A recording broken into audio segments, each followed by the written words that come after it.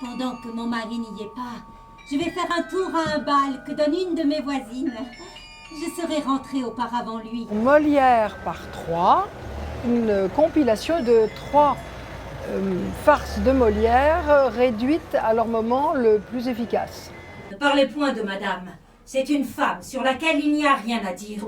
Une femme sans artifice et qui aime monsieur qui l'aime. Oh, voulez-vous que je vous convainque? Nous avons essayé de monter Molière en marionnette en choisissant la bonne marionnette pour la bonne scène, sans affaîtrice, dans les costumes d'époque et en faisant donner à la marionnette ce qu'elle peut donner de meilleur. La porte est fermée. Je n'ouvre point à une coureuse comme toi. Si tu ne m'ouvres, je m'en vais me tuer devant cette porte. La scène où Dandin se fait enfermer dehors par sa femme, alors qu'il croyait le faire lui-même. Serait-elle assez sotte pour avoir fait ce coup-là? Ouvre-moi, diablesse que tu es! Pour Dandin, nous utilisons des marottes à tige. Qu'est-ce ci? Toujours de la dispute, de la querelle et de la dissension. Qui peuvent se dandiner, s'incliner un peu de côté et qui sont animés, les mains sont animées par une tige. Le voilà qui est soûl et revient à l'heure qu'il est faire un vacarme horrible. Il me menace. Accordez-vous. Demandez-lui pardon. Moi? Pardon? La scène des coups de bâton du médecin malgré lui. Traître, insolent, trompeur, lâche, coquin, pandard, fripon, maraud, voleur. Ah, vous en voulez donc?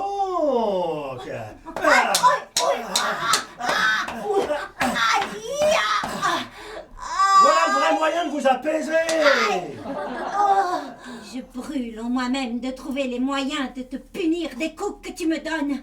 Pour le médecin malgré lui, comme il y a des coups de bâton, ce sont des marionnettes à gaine type guignol, puisque nous sommes lyonnais. Et la scène où le malade imaginaire fait le mort pour savoir ce que sa femme puis sa fille pensent de lui. Mon mari est mort? Le ciel en soit loué! Pour le malade imaginaire, nous avons risqué la marionnette à fil. Ennuyeux, sans esprit, de mauvaise humeur, fatiguant sans cesse les gens et grondant jour et nuit servantes et valets. Voilà une belle oraison funèbre. Il faut, Toinette, que tu m'aides à exécuter mon dessein, et tu peux croire qu'en me servant, ta récompense est sûre. Puisque par un bonheur, personne n'est encore averti de la chose, portons-le dans son lit, et tenons cette mort cachée jusqu'à ce que j'ai fait mon affaire. Il y a des papiers, il y a de l'argent dont je me veux saisir, et il n'est pas juste que j'ai passé sans fruit auprès de lui mes plus belles années. Viens, Toinette, prenons auparavant toutes ces clés. Doucement! Oui, madame ma femme, c'est ainsi que vous m'aimez. Oh, le défunt n'est pas mort. Je suis bien aise de voir votre amitié et d'avoir entendu le beau panégyrique que vous avez fait de moi.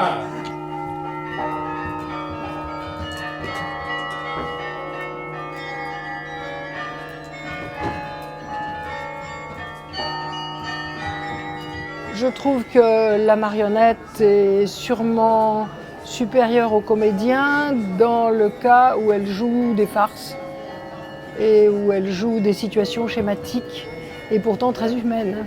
Je pense qu'il y a très peu d'occasions de voir actuellement Molière jouer telle qu'elle, c'est-à-dire avec des costumes d'époque, avec des décors plus ou moins discrets, en respectant intégralement le texte. Molière est toujours décalé, donc on a essayé d'aller droit dans Molière, droit dans la marionnette. Le public est très absorbé par la contemplation de marionnettes finalement assez classiques, parce qu'on n'a pas l'occasion d'en voir si souvent que ça. Et nous avons ici un homme, le plus merveilleux homme du monde, pour les maladies désespérées. Et de grâce, où pouvons-nous le rencontrer? Vous le trouverez maintenant vers ce petit lieu que voilà, et qui s'amuse à couper du bois. Qu'il sont doux, qu'ils sont doux, qu'ils sont doux, bouteilles jolies, qu'ils sont doux, vos petits glo-glo, vos petits glo-glo. Ah, bouteille. Un médecin qui coupe du bois? C'est un homme extraordinaire, et que vous ne prendriez jamais pour ce qu'il est.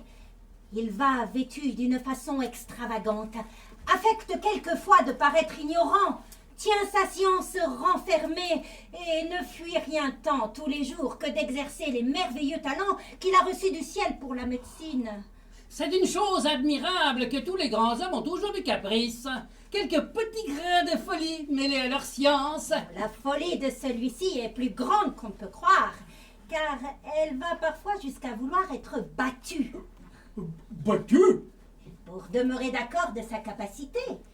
Et je vous donne avis que vous n'en viendrez point à bout, qu'il n'avouera jamais qu'il est médecin, que vous ne preniez chacun un bâton et ne le réduisiez, à force de coups, à vous confesser à la fin ce qu'il vous cachera d'abord.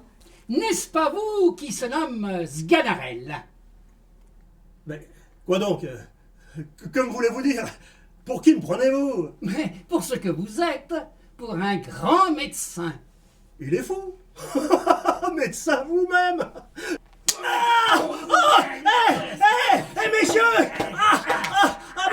je suis tout ce qu'il vous plaît.